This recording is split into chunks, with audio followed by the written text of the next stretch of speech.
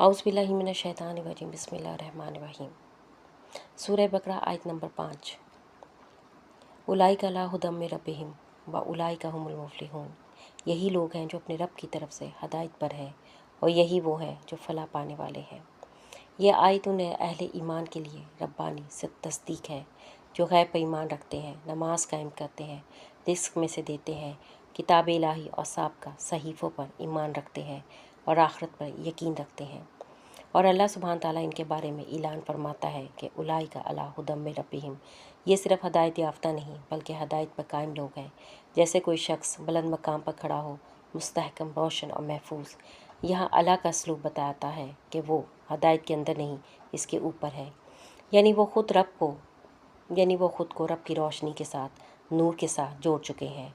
फिर फरमाया व उलाइका हुमुल मुफ़्लिहून। यही वो लोग हैं जो कामयाब हैं। ये कामयाबी सिर्फ दुनिया की नहीं बल्कि वो फलाह है जो कल्ब की सलामती है, रूह की निजात है और बेशक आखिरत की कामरानी है।